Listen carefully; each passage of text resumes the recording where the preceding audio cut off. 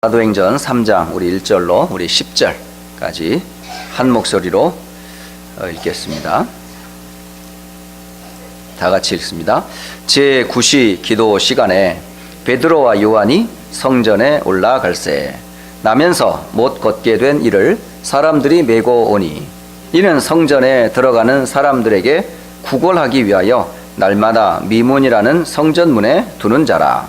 그가 베드로와 요한이 성전에 들어가려 함을 보고 구걸하거늘 베드로가 요한과 더불어 주목하여 이르되 우리를 보라 하니 그가 그들에게서 무엇을 얻을까 하여 바라보거늘 베드로가 이르되 은과 금은 내게 없거니와 내게 있는 이것을 내게 주노니 나사렛 예수 그리스도의 이름으로 일어나 걸으라 하고 오른손을 잡아 일으키니 발과 발목이 곧 힘을 얻고 뛰어서서 걸으며 그들과 함께 성전으로 들어가면서 걷기도 하고 뛰기도 하며 하나님을 찬송하니 모든 백성이 그 걷는 것과 하나님을 찬송함을 보고 그가 본래 성전 미문에 앉아 구걸하던 사람인 줄 알고 그에게 일어난 일로 인하여 심히 놀랍게 여기며 놀라니라.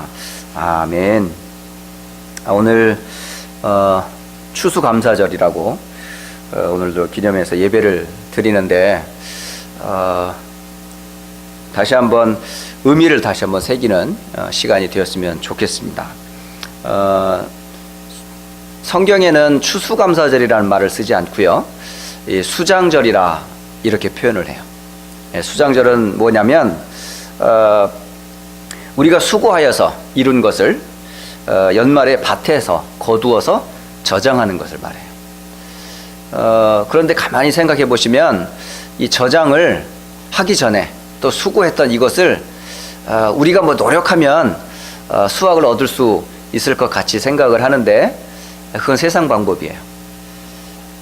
지난주에 우리가 말씀을 잠깐 참고해 보았지만은 사역자들이 씨를 뿌리고 또 옆에서 물을 주고 또 돌본다고 그래가지고 그 성도들의 신앙이 자라는 것은 우리의 노력이 아니에요. 누가 하셔요? 하나님이 자라게 하시는 것 같아요. 마찬가지예요.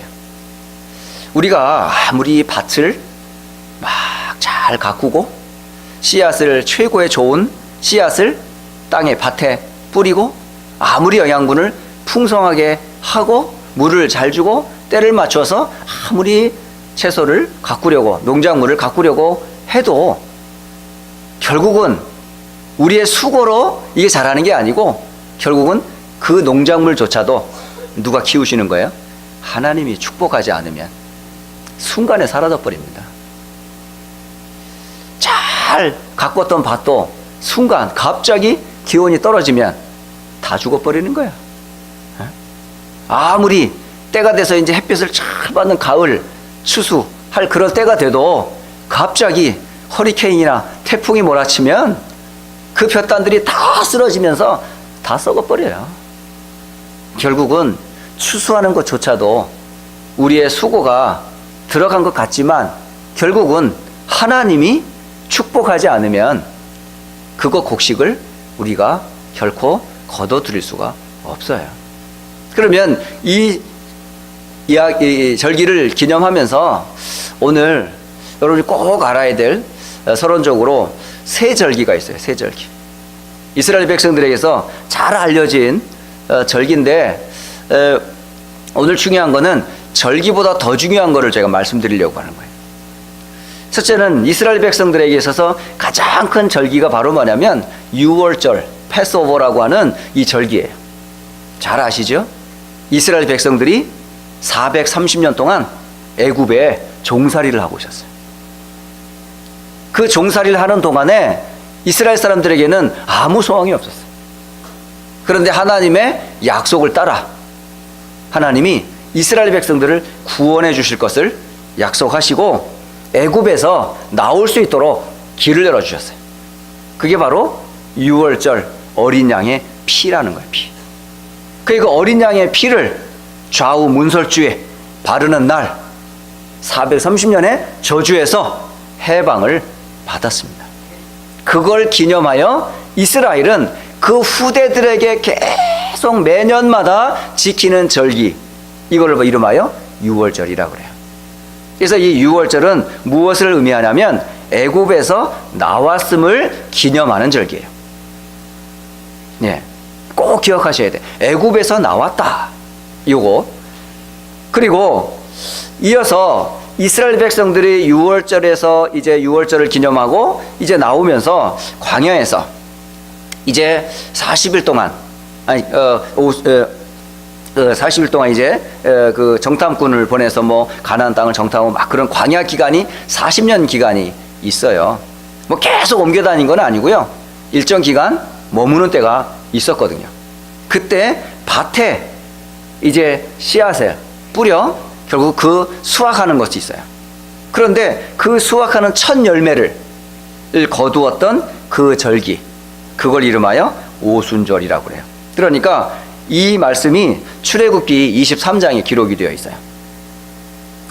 그래서 이 오순절의 약속을 이 맥추절이라고 하는데, 이걸 지나 결국 어디까지 가요? 가나안 땅까지 이제 도착을 하게 됩니다. 그리고 그곳에서 농작물을 이제 재배를 하고 결국은 저장하는, 그 저장한다라는 뜻으로 이제 수장절, 이게 저장할 장자거든요. 그래서 유월절, 오순절, 수장절, 이것은 출애굽기 23장 15절로 16절에 나와 있는 말씀이에요. 그래서 유월절은 애굽에서 나왔음을 기념하는 절기, 또 오순절은 수고하여 밭에 뿌린 것의 철 열매를 거둠을 기념하는 절기, 그리고 수장절은 수고하여 이른 것을 연말에 밭에서부터 거두어 저장하여 하나님 앞에 영광을 돌리는 기념하는 절기. 그런데 여러분이 중요한 것은 절기보다 더 중요한 게 있어요. 오늘 사도 바울은 골로새 교회에 보낸 편지에 이 절기의 의미를 설명을 해요. 그러니까 유월절, 오순절, 수장절, 이 세 절기를 설명을 하지만은 이것을 전도자 바울이 골로새 교회에 보낸 편지 보면 거기 2장 16절부터 17절에 이렇게 기록하고 있어요. 이는 먹고 마시는 것과 절기나 초하루나 안식일을 이유로 누구든지 너희를 비판하지 못하게 하라. 이것들이라고 하는 건 뭐냐면 먹고 마시는 것, 그리고 절기, 그리고 초하루, 또 안식일, 이런 날 기념할 이 모든 기념일은 결국 장래일의 그림자였다 그래요. 그러니까 이런 절기, 안식일, 초하루, 먹고 마셨더니 모든 것들은 결국은 장래에 어떤 일이 일어날 것을 알려주는 표시였었어요. 그러니까 다시 말하면 그림자예요, 그림자. 그러니까 실상이 아니에요. 제 뒤에 지금 그림자가 있어요. 보이죠? 안 보이죠? 여러분도 지금 앉아 계신데 위에서 빛이 쫙 비친다고요? 비치면 여러분이 앉아있는 그 주변에 뭐가 있어요? 그림자가 생겨요. 그림자. 이 섀도우가 있다고요. 그런데 이걸 보고 뭐냐면 장래일이라고 그래요. 앞으로 그림자를 보면서 그 그림자의 실체가 올 것을 설명하는 거예요, 그게. 그래서 결국 뭐냐면 그 장래일의 그림자이나 몸은 그리스도의 것이니라 라고 말하는 거예요. 결국은 유월절은 그림자예요. 오순절도 그림자예요. 수장절도 그림자예요. 그러니까 이 그림자를 보며 구약에는 이거를 기념했어요. 그러니까 기념하면서 무엇을 소망했을까요? 유월절을 기념하면서 그들이 소망했던 게 뭘까죠? 진짜 우리를 구원할 메시아를 소망했던 거예요. 광야를 지나는 동안에 주께서 함께 하셔서 곡식 하나도 거둬들이는 이것조차도 하나님이 함께 하지 않았다면 절대로 거둬들일 수가 없어요. 그 함께 하실 그 그리스도의 하나님을 이들은 뭐 했어요? 소망했어요. 그리고 가나안 땅에 들어가 하나님께 저장될 그 영원한 천국을 이들은 기념하며 그날을 소망했어요. 그런데 그들은 그 그림자만 누렸을 뿐이에요. 그런데 그 그림자의 실체가 되는 몸이 왔어요. 구약은 그림자만 보고 믿었어요. 다시 말하면 약속 붙잡고 살았어요. 그런데 하나님은 약속만 주신 것이 아니고 약속을 이루어 주셨어요. 6월절의 어린 양의 피, 이를 이루시려고 또 함께 하시려 이 땅에 오셔서 우리를 영원한 지옥에서 건져내어 하나님 나라의 백성으로 건지신 그 그리스도가 오셨어요. 그분이 누굴까요? 예수님이세요. 그래서 여러분에게 있어서 예수, 이 예수라는 이름을 절대 놓치지 마세요. 구약에는 그림자만 보고 믿었다니까요. 그래도 하나님 역사하셨어요.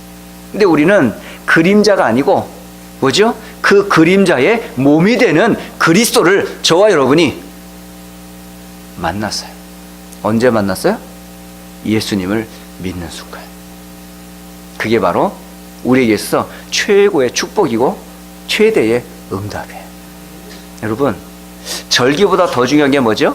날보다 더 중요한 게 뭔지 아세요? 오늘 주일이라고 하는 안식일보다 더 중요한 게 뭐예요? 이 날의 주인이 누군지를 알고 예배하셔야 돼요. 추수감사절은 우리가 먹고 마시며 즐기는 페스티벌하는 날이 아니에요.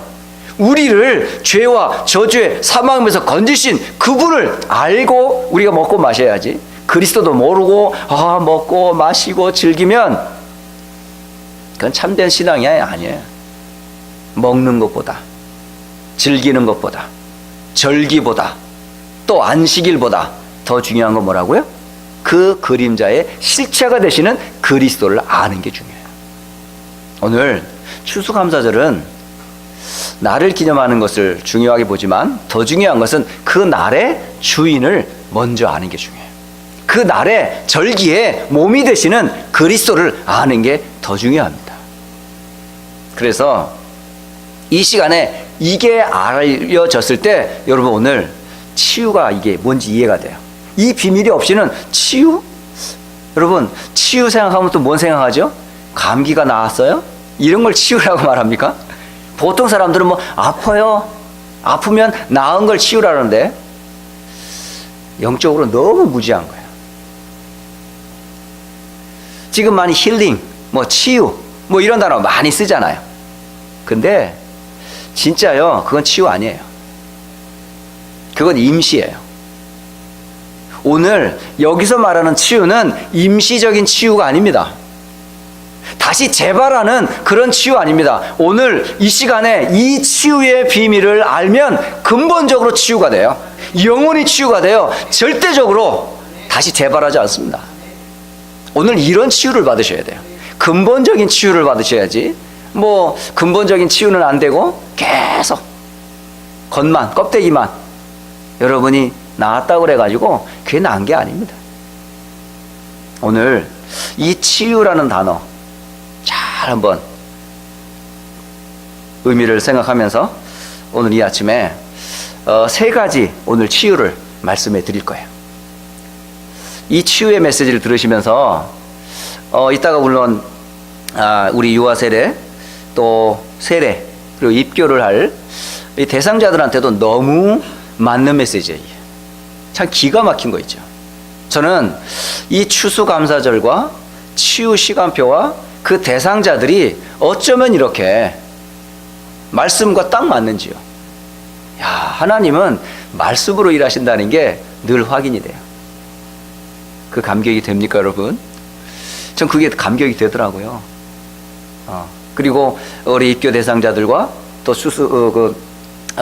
세례자들과 유아 세례를 할 대상자들을 지난주에 이렇게 교육하면서 감격이 되는 거예요. 감격이 돼. 얼마나 감격이 되든지. 좀 벅차 올라더라고요. 야, 여러 가지 의미를 복합적으로, 종합적으로 오늘 누리는 최고의 날인 것 같습니다. 자, 오늘 여러분이 받아야 될 중요한 치유, 첫 번째 치유가 뭘까요? 그게 바로 오늘 잘 나와 있는 오늘 본문에서 나와요. 그 답이 나옵니다. 여러분, 치유받아야 될 첫 번째 치유가 오늘 이 단어를 잘 기억하세요. 사도행전 3장 2절에 이렇게 기록이 되어 있어요. 나면서 못 걷게 된 이라고 되어 있어요. 나면서, 태어나자마자, 물론 태어나자마자 걷는 건 아니잖아요. 근데 이게 이제 태어나는데도 불구하고 이 사람이 걷지를 못해요. 우리 금방 걸어나는 거 아니잖아요. 그러니까 시간이 지나면 걸을 수 있는 가능성이 보였어야 되는데 이 사람은 태어나는 순간부터 가능성이 없는 거예요, 아예. 그러니까 뭐죠? 완전 불구자로 태어났어요. 장애인으로 태어났어요. 그 아이를 받고 있는 그 부모는 어떤 심정일까요? 태어나자마자 아이가 걷지를 못해. 걸을 수 있는 그런 가능성이 없어. 아무리 입히고 먹이고 씻기고 한들 이 아이는 평생 뭐죠? 걷지를 못해요. 근데 사도행전 4장 22절에 이 걷지 못한 이 사람이 베드로와 요한을 만났을 때는 몇 살이었느냐? 40세라 그래요. 그러니까 태어나면서부터 베드로와 요한을 만나기 전까지 40년간을 걷지 못했던 생을 살았어요. 이 사람은 그의 삶이 뭐냐면 손을 벌릴 수밖에 없어요. 이 사람은 구걸하는 게 그의 직업이에요. 그걸 어디에? 교회 앞에서 지나가는 많은 신자들의 그 동정을 받으면서 구걸하여 사실은 사는 사람. 하루 이틀도 안 해요. 이 사람은 걷지 못하기 때문에 이웃 사람들이 늘 그를 매다가 어디요? 성전 미문이라는 곳에다 사실은 데려다 주고 또 일과가 끝나면 데려가고 하는 시간이. 그러니까 여기 제9시 기도 시간이라. 이 시간은 뭐냐면 낮 시간을 보통 12시간으로 기준을 해요. 그래서 3시간 단위로 3시, 6시, 9시, 12시 이렇게 해서 낮을 보통 12시간 정도 시간을 잡아요. 그때의 9시면 오후 한 3시 이후에요. 그러니까 3시 이후에 결국은 베드로와 요한이 유대인의 습관을 따라 성전에 기도하러 올라가들 때에 일어났던 일이에요. 여러분, 겉으로 볼 때는 걷지 못하는 사람처럼 또 그의 삶은 남의 도움을 필요로 할 수밖에 없는 그런 삶이고 그가 사는 것은 그날 벌이하는 그 동전, 구걸한 그것 가지고 지금까지 40년을 그렇게 살아왔어요. 이런 사람을 보고 뭐라고 그래요, 보통? 저주받은 사람 내지는 운명이라고 그래요. 그게 내 팔자련이 그렇게 산다니까요. 중요한 건 왜 이 사람이 나면서부터 안지매게 됐을까요? 왜 이 사람은 자신의 힘으로 살지 못하고 왜 다른 사람의 도움을 받을 수밖에 없을까요? 이 사람은 도대체 어떤 문제가 있길래? 오늘 이 사람이 치유받아야 될 것은 일어나는 게 아니에요. 이 사람이 치유받아야 될 것은 경제를 회복하는 게 아니에요. 이 사람이 회복해야 될 게 진짜 뭘까요? 저는 이 본문이 저의 고백이기도 해요, 사실은. 저는 근 30년 넘게 제가 이런 배경이 있음을 내가 몰랐어요. 저는 이 본문을 통해 가지고 내가 죄인인 걸 알았어요. 내가 결코 내 힘으로 벗어날 수 없는 올무에 묶였다는 걸 제가 알았어요. 이름하여 선천장애인, 선천적인 기형으로 제가 태어나 겉모습으로는 멀쩡한데 사실은요 제 뼈에 문제가 생겼다니까요. 그걸 제가 30년 후에 발견했어요. 그걸 젊을 때는 몰랐거든요. 근데 나중에 30년이 넘어 지나서 이걸 알았어요. 그리고 나서 전 진짜 알았죠. 내가 육신이 온전한 게 아닐 뿐만 아니라 내가 누군지를 알았습니다. 그때. 여러분, 치유받아야 될 게 뭔지요? 다른 치유가 아니고 여러분 운명을 치유받으셔야 됩니다. 여러분, 근본이 치유되지 않고서는 치유가 된 게 아니라니까요. 네? 그런데 이 근본은 어떻게 치유받아요? 돈으로? 약으로? 어떤 세상의 어떤 그 방법으로? 아니에요. 이 근본, 운명을 바꾸는, 치유는 다른 길이 아니라 오늘 16절에 그렇게 말하고 있어요. 오늘 본문을 읽지 않았습니다. 1절부터 10절만 읽었는데 오늘 본문에 보면 이외에 3장 16절에 이런 말씀이 있어요.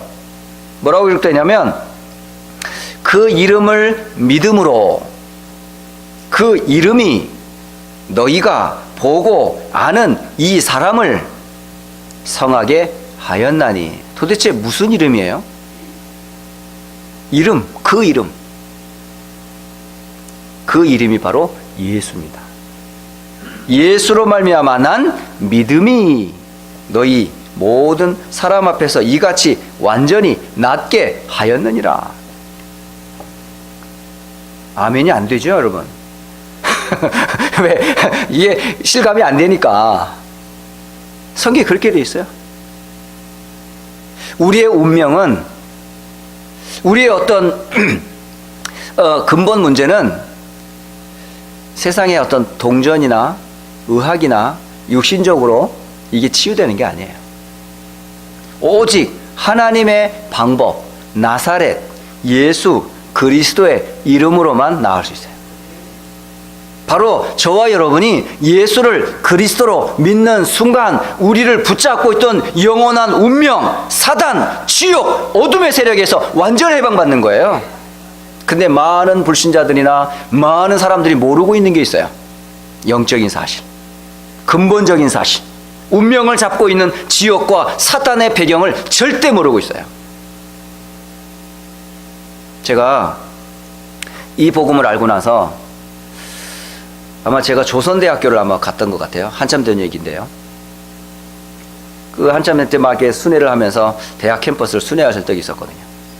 그때 조선대학교를 제가 들어갔을 때 그곳에서 이 대학 캠퍼스에서 어디로 하나님 오늘 누구를 준비하셨을까 하고 제가 마음을 가지고 쭉 캠퍼스 다니면서 학생들에게 전도를 하기 시작했어요. 근데 참 대학생들이 똑똑하잖아요. 공부 열심히 해가지고 대학 들어왔기 때문에 나름대로 자기 이론이 있고 자기 기준이 있더라고요. 근데 뭐 예수, 뭐 교회 아주 우습게 생각하더라고요. 그래가지고 뭐 그럴 사람은 그러려니 하고 뭐 지나가야지 어떻게 해요. 싸울 필요도 없고. 그러다 제가 이제 그들이 이제 그 서클 활동하는 그 학생회관을 제가 가게 됐어요. 학생회관을 가면서 거기 보니까 봉사단체가 하나가 있더라고요. 그 봉사단체에서 이제 제가 학생들에게 복음을 전했어요. 자, 진짜 여러분들이 수고를 많이 한다. 봉사하는 거 중요하다. 그러나 육신적인 봉사도 있고 물질적인 봉사도 있고 여러 가지 사회 봉사도 있다. 그러나 성경에서 말하는 봉사는 근본 봉사를 얘기한다. 너희들이 봉사하기 전에 여러분 자신부터 그 근본 봉사의 근원 되시는 그리스도를 여러분 만나야 구원을 얻는다고. 이 복음을 쭉 전하는데 얘들이요 듣지도 않고 이 뒤로 넘기더라고요. 그때에 하나님이 어쩌면 절묘하게 그 타임에 진짜 근본 봉사가 뭔지를 실증을 보여주셨어요. 학생이 아닌데 난데없이 문을 삐 열면서 어떤 할머니 아주머니가 한 분씩 들어오는 거예요. 들어오면서 뭐라 그러냐, 떡 사세요 이러는 거예요. 바로 학교 캠퍼스에 떡을 팔러 온 한 할머니였었어요. 떡을 팔러 그 학생 사무실에 온 거죠. 근데 아무도 떡 살 생각을 안 하더라고요. 순간 그 할머니 제가 딱 잡았어요. 할머니 오늘 하나님께서 하나님 보내신 것 같아요. 이 캠퍼스는 학생들과 교수와 교직원들이 공부하러 오는 곳인데 이곳은 장사하고 그런 데가 아니잖아요. 근데 어찌하여 여기로 오셨어요? 하고 그 할머니에게 제가 다른 얘기 안 했어요.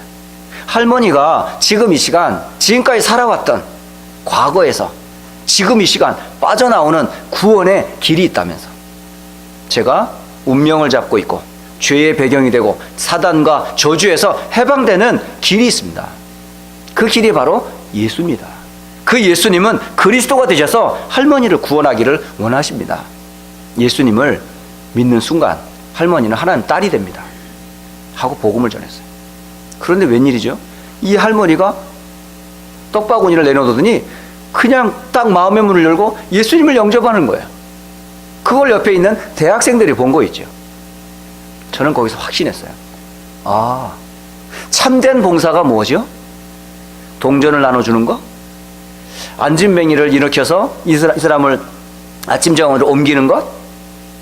종교 지나면서 기다리면서 안 됐다 하면서 하나님 위로가 있겠다고 말로 지나는 사람들? 육신 봉사? 사회 봉사? 종교적인 봉사? 참된 봉사 아니구나. 인생의 참된 봉사는 뭐다? 운명을 바꾸게 해주는 거예요. 저주에서 빠져나오게 하는 거예요. 그게 뭘까요? 그게 바로 전도입니다, 여러분.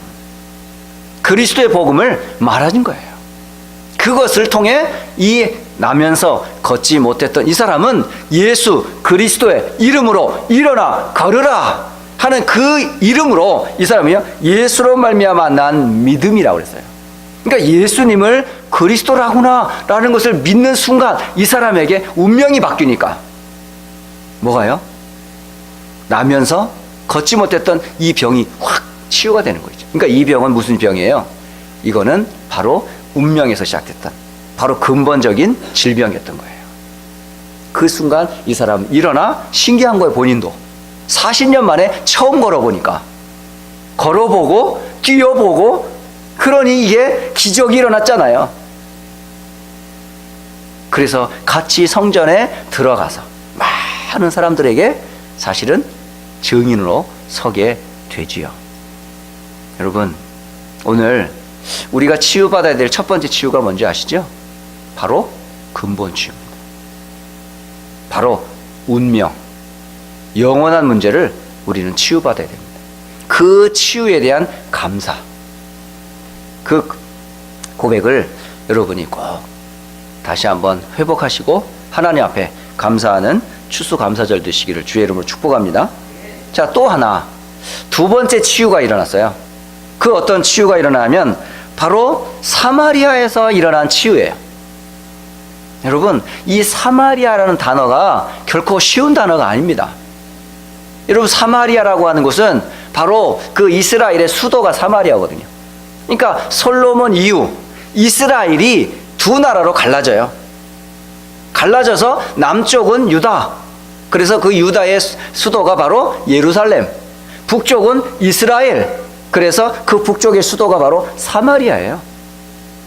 그런데 그 여로보암이라고 하는 그 북이스라엘을 다스리고 있는 왕이 남유다로 자꾸 이주하는 사람들이 생기니까 이것을 막기 위하여 바로 북이스라엘 사마리아 성 곳곳에다가 뭘요? 나름대로 뭘 세웠어요? 성전을 세운 거예요. 너희들 예루살렘에 가서 예배드리지 말고 여기서 예배하라고. 그 역사적인 배경이 있는 곳이에요. 그때에 이것을 아주 단적으로 예수님과 사마리아 여자와의 대화가 요한복음 4장에 나오거든요.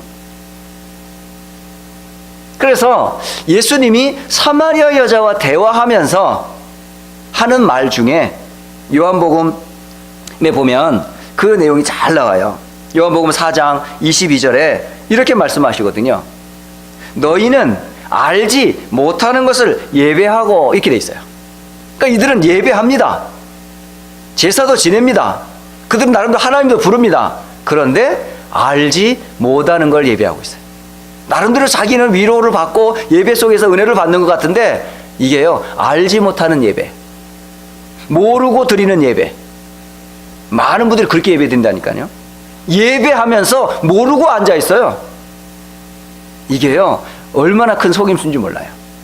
그런데 우리는 아는 것을 예배하노니. 뭘 안다는 말일까요?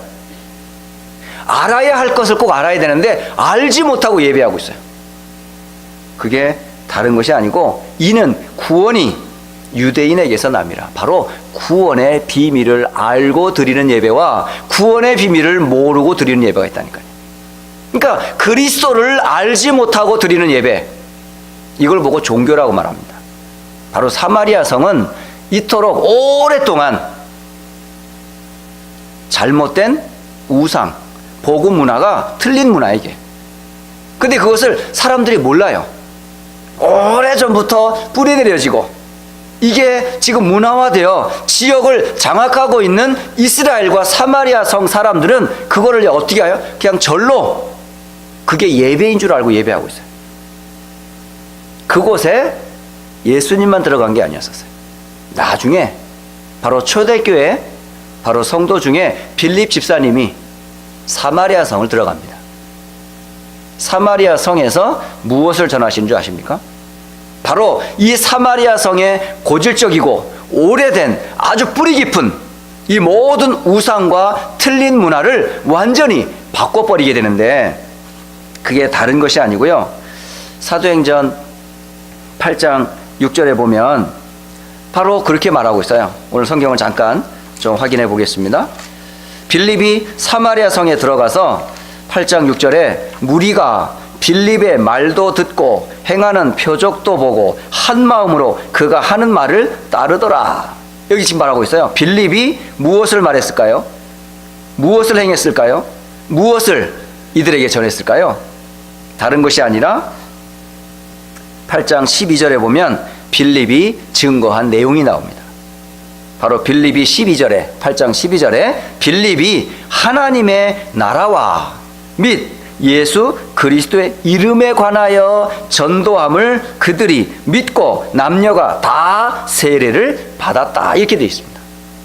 그러니까 빌립은 바로 이 사마리아 성에 들어가서 증거했던 내용이 하나님의 나라와 그리스도의 이름이었어요. 이 그리스도와 하나님의 나라의 이 비밀을 이 사마리아 사람들이 들었어요. 빌립이 전하는 걸 보았어요. 그리고 일어나는 표적도 보았던 거예요. 그러자 사마리아 성에 뭐가 있었다? 큰 기쁨이 있었더라 라고 말합니다. 저는 이 본문을 보면서 그렇구나, 이 뿌리 내려져 있는 잘못된 사탄의 속임으로 사기를 당한 이 지역을 살리는 길이 뭘까? 그게 바로 뭐예요?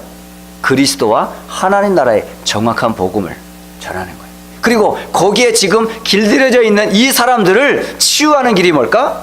다른 게 아니에요. 여기 보면 그가 전했던 그것을 일심으로 보고 따랐다고 그래요. 그게 다름하여 집중입니다.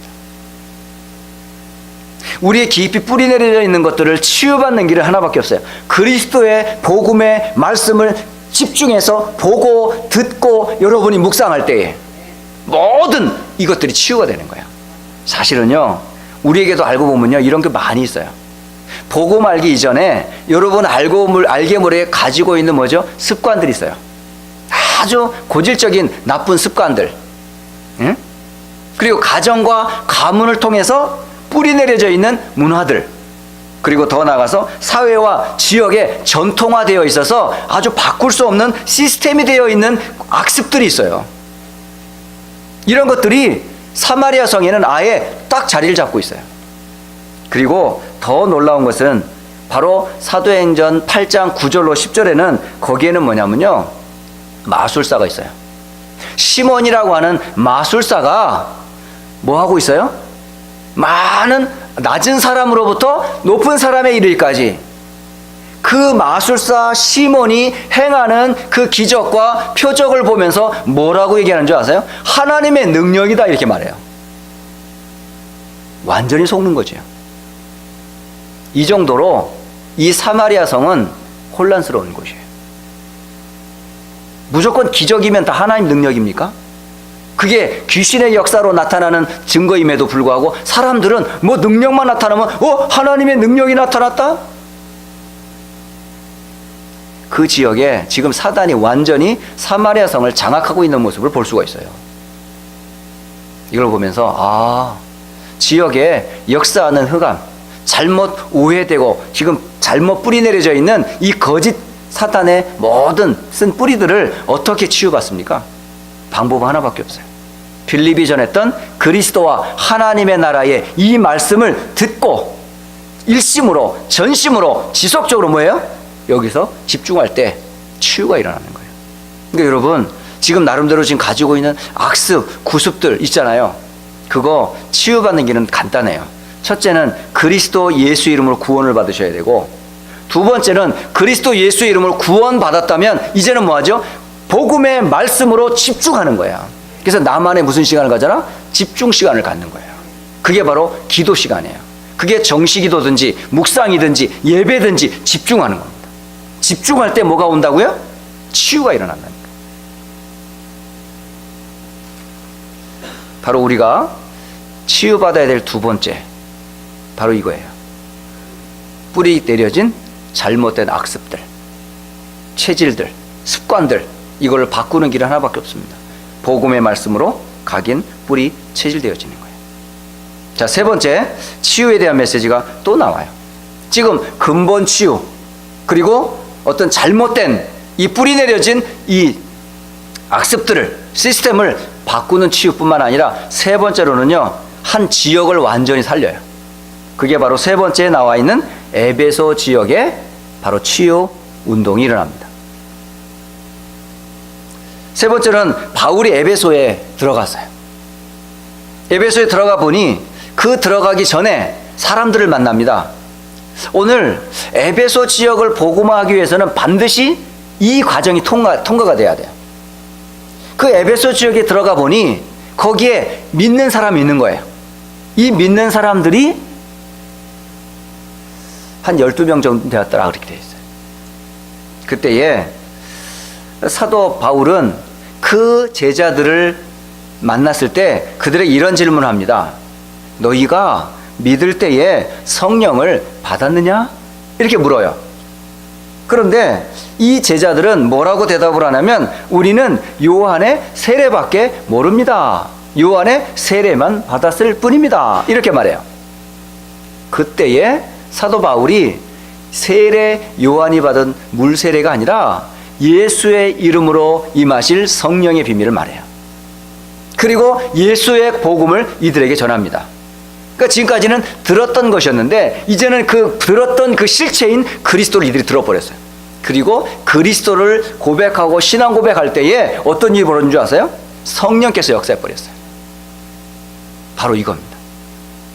지금 에베소 지역을 복음화하려면 들었던 것을 뭐지요? 체험하는 성령의 역사가 아니면 절대 지역을 복음화 못해요. 그래서 예수의 이름으로 이들이 이제 세례를 받게 되지요. 그런데 또 한 가지, 이 나라에 이곳에서 에베소에서 이 사도 바울이 석 달 동안을 복음을 계속 전합니다. 그런데 처음 한 석 달 동안은요, 사람들이 많이 모였어요. 그런데 이제 계속 그리스도와 하나님의 나라의 복음을 계속 전하는데 듣는 사람들 가운데 결국은요, 듣지 못하고 튀는 사람이 있어요. 그게 분별이 돼요. 그러니까 복음을 계속 전하면요, 이 사람이 진짜인지 가짜인지가 드러나게 돼 있다니까요. 그러니까 놀라운 거는 이 그리스도의 비밀이라는 게 사실은요, 사단에게는 가장 뭐죠? 이 두려운 이름이에요.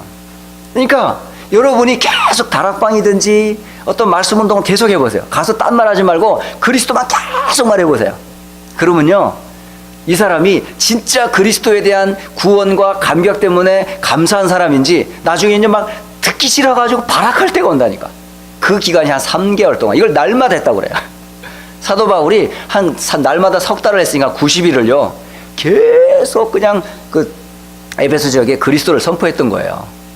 그러면서 뭐 했냐면 강론하며 권면했더라, 이렇게 돼 있거든요. 그러니까 강론이라는 말과 권면이라는 말 뜻이 틀려요. 이 강론이라는 뜻은 무슨 뜻이냐면 자신이 선포하고자 한 내용을 올바른 논증을 통해서 많은 청중 앞에서 증명하는 거예요. 그러니까 내용을 증명하는 거예요. 그러니까 성경적인 근거를 가지고 이러이러하기 때문에 이러이러하다라고는 성경의 근거를 가지고 많은 청중들에게 이제 알려요. 그러면 그 가운데서 누가 나오죠? 이제 구별된 사람이 나와요. 그들에게 뭐예요? 권면을 하는 거예요. 다시 말하면 청중들로 하여금 마음의 문을 열어서 하나님의 나라를 받아들이게 하기 위하여 권유하고 설득하는 것, 이걸 보고 권면이라고 그래요. 그러니까 첫째는 메시지를 전한 거예요. 그러면 그 안에서 분리가 되잖아요. 그 가운데서 그것을 정확하게 해당되는 사람에게 복음을 주어서 이 사람이 받아들일 수 있도록, 이걸 보고 강론과 권면이라고 그래요. 그러니까 이게 우리 사역은 두 가지가 돼요. 첫째는 정확한 복음을 전하는 것과 이 복음에 대한 실제적인 나의 간증, 증거들을 가지고 이 사람한테 뭐죠? 증인으로 서는 거예요. 이 굉장히 중요한 얘기입니다. 그러니까 여러분 첫째 뭐가 되어 있어요? 메시지가 정리되어 있어야 돼요. 그리고 메시지만 정리될 뿐만 아니라 나의 간증이 있어야 돼요. 우리가 설교와 내지는 메시지가 모자란 게 아니에요. 그 사실에 대한 증인의 고백이 필요하다니까요. 그때에 듣는 사람이 그래요? 그러니까 아픈 사람이 복음 받고 아픈 사람을 복음을 전하면 효과가 있다니까요. 고통받고 있던 사람이 복음 받고 고통받는 사람을 찾아가면 이게 권면이에요. 그러니까 설득과 권면을 통해 이 사람이요 마음의 문을 활짝 열고 당신도 그랬군요. 나도 그랬네. 이런 식이에요. 이런 것을 3개월 동안 계속 했던 거예요. 그런데 사람들이 다 믿었냐? 아니요. 그 가운데 제자들만 따로 부른 거예요. 그래서 두란노라고 하는 그 서원에서 거기서요 이제 집중적으로 2년 동안 뭘 했어요? 말씀 운동을 폈어요. 이 말씀 운동을 펴자 이 말씀 운동이 확산이 된 겁니다. 그래가지고 이 에베소 지역의 두란노 서원을 중심으로 해서 아시아에 사는 사람들은 다 주의 말씀을 들었더라라고 돼 있어요. 그러니까 이게 소문이 난 거예요. 그리고 20절에 보니까 주의 말씀이 세력을 얻어 흥왕하게 되었더라 이렇게 돼 있습니다. 참 놀랍죠. 저는 이걸 보면서 두란노 에베소 지역 복음화를 위해서 어떻게 해야 되는구나 라는 걸 알게 됐어요. 결국은 말씀운동 시스템이에요. 결국은 지역을 복음하려면 계속되는요 말씀운동의 시스템을 통해서 지역의 문화를 바꿀 수 있는 거예요. 결국은 교회 안에서만 외치는 메시지 가지고는 안 돼요. 이 말씀이 어디로 가야 돼요? 전 현장에 뭐가 돼요? 말씀운동 시스템이 세워져야 된다. 그게 뭘까요? 여러분 집집마다 모든 성도의 가정을 말씀운동의 장소로 여러분이요 여시고 기도하시라니까요. 또 하나 내가 살고 있는 지역마다 지역을 향한 기도하는 기도운동 말씀운동이 일어날 수 있는 지교운동이라도 기도하시라니까요. 그러니까 강단에 받은 말씀을 그냥 주일날 은혜로 끝내지 마시고 이걸 가정으로 가져가고 지역으로 가져가서 지역의 문화를 바꾸는 일에 여러분이 응답을 받으시면 돼요. 그러면 사람들 하는 만남의 축복을 주세요. 그게 이름하여 말씀운동하는 다락방이라는 거예요. 그게 커지면 지교회라고 그러는 거예요. 그래서 곳곳에서 하나님의 말씀이 세력을 얻어 흥왕하게 되었더라 이런 말이거든요. 그러니까 듣는 말씀을 이 사람들이 뭐죠? 안에서 이 불이 일어나는 거예요. 이 말씀의 확인이 막 되니까. 그러니까 이거 사람들이 전달하고 하니까 어떤 결과가 있는지 아십니까? 그곳에 우상 숭배하며 무속에 빠졌던 사람들이 돌아오는데 가지고 있었던 책을 다 이제 버리게 돼요. 그리고 불태워 없애버려요. 그 태워버린 책값만 해도 은 5만이나 되었더라 이렇게 돼 있어요. 보세요. 말씀으로 흑암이 무너진다니까요. 여러분 전도로 흑암이 무너지는 것 같죠? 맞아요. 그러나 확실한 거예요. 그리스도의 복음의 말씀을 계속 3개월 동안 계속 했다니까요. 그러니까 두 종류가 딱 갈리잖아. 그러니까 그리스도만 말하면 그래서 지속을 해봐야 돼. 이 사람 한 번 하고 두 번 하고 아닌 것 같아가 아니라 지속해봐요. 이 사람이 진짜 복음 받은 사람인지 한번 끝까지 해보세요. 해보면 그건 나중에는 발견돼요. 그리고 2년 동안 계속했다니까요. 어떤 일이 벌어졌어요? 은 5만이 되었더라. 우상 숭배 모든 재물들 그 귀신의 역사들이 다 꺾여버렸어요. 그게 말씀의 힘입니다. 여러분. 결론을 말씀드리면 우리에게 각인되고 뿌리 내려지고 체질화된 것은 치유받아야 돼요. 반드시 치유받아야 됩니다. 여러분. 이것을 근본 치유라고 그래요. 그리고 우리의 구습, 습관, 관습 이거 치유받아야 돼요.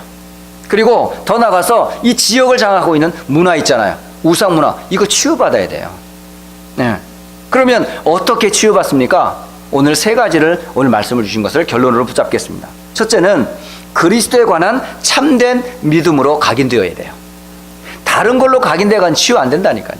그러니까 오늘 안진뱅이 나면서 걷지 못했던 사람이 그리스도를 믿는 그 믿음으로 말미암아 뭐 했다고요? 이 사람이 치유받았다고 그래요. 다시 말하면 구원받은 거죠.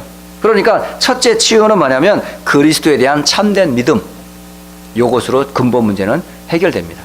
그런데 근본 문제로 해결은 받았지만은 아직도 우리에게는 구습과 악습과 이 습관들이 여전히 곳곳에 아직도 치유받을 부분이 너무 많아요.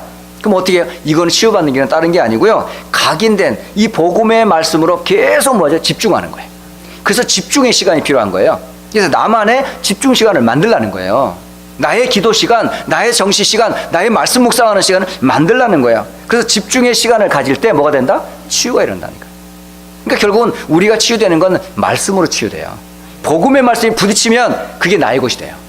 그럼 치유돼요.